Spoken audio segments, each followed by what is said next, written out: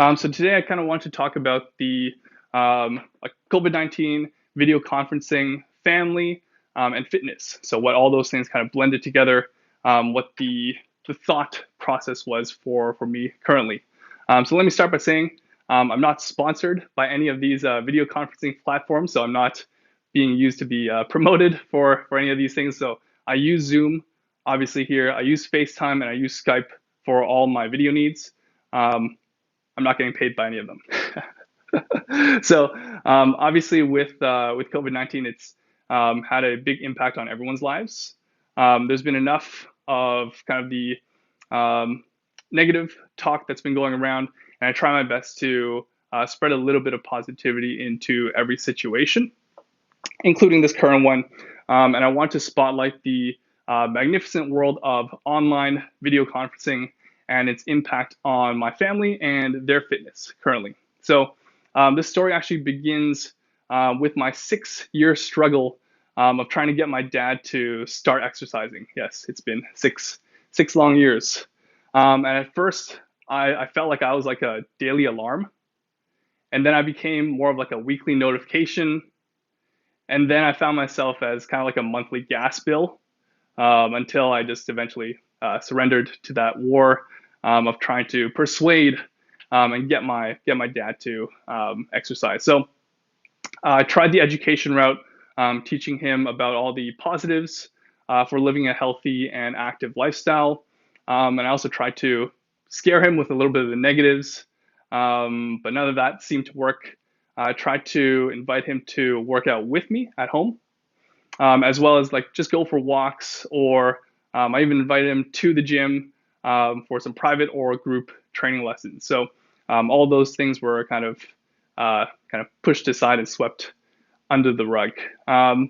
So, and it wasn't really like because he didn't like to be active when he was younger. Like from the stories that I've heard, like he was quite an athlete back in the day as well. So that's like some of the things that I kind of struggled with, and nothing really worked out. So um, that kind of all changed when COVID-19 hit and the shutdown, the lockdown, the quarantine began. So I had moved out a few months prior to the quarantine and prior to the shutdown. Um, so I was already kind of physically distanced from him. And during these months leading up to the shutdown, I was still kind of like that monthly gas bill where I would check in and ask to see if he was going for his walks. I was seeing if he was doing something a little bit more active. And the answer, more times than not, would be, I will once the weather gets better. So that was always kind of the go-to line. And finally, one night during the quarantine, I asked my dad to FaceTime with my brother and I. So my brother, Vincent, I believe he is in this chat room right now. But we had converted him to kind of like all Apple products a while back. Over the past few years, we've been slowly injecting that new tech into his life because we thought that it would get his gears going. And it does.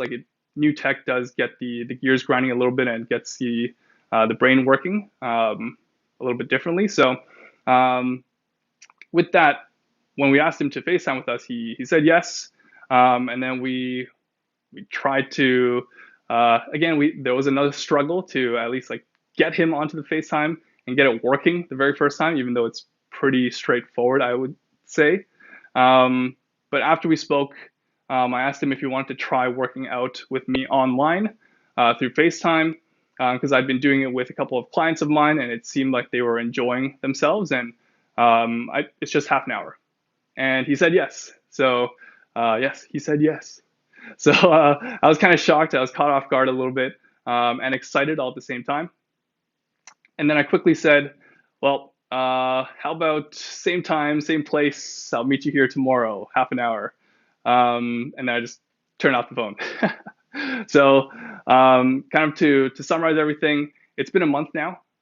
We started on April the 4th. It's now May the 4th.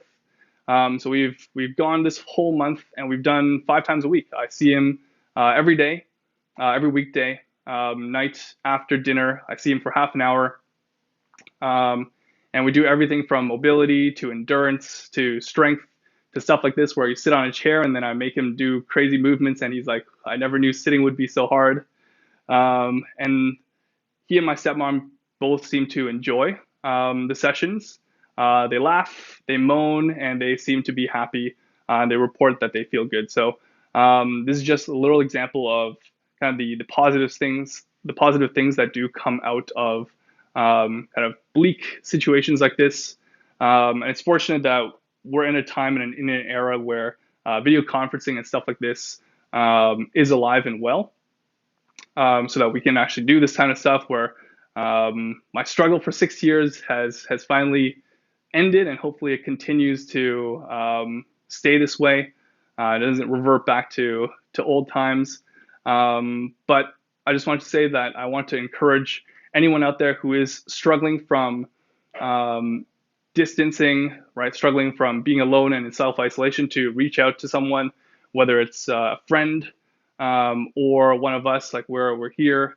Give us a chat. We've done a few, actually quite a few 30-minute calls with just community members, just talking about anything from fitness, movement, to life in general. So we're always open for a chat. So yeah, we just want to say that is kind of our outlook right now, and how COVID-19, the impact of video conferencing has affected my life, my family's life, and fitness in general. So thanks for listening to my little spiel and my little talk. If you guys want to, again, like re-listen to this or any of my other talks or any of our other content and videos, you can check out our YouTube channel. So all those links are in our bios and in our feeds, for both mine, Jason's, Brian's, and also our Movement Culture one. So thanks again for listening, and we will see you tomorrow for Jason's class. So if you got any other questions, just let me know. Otherwise, so long for now. Thanks.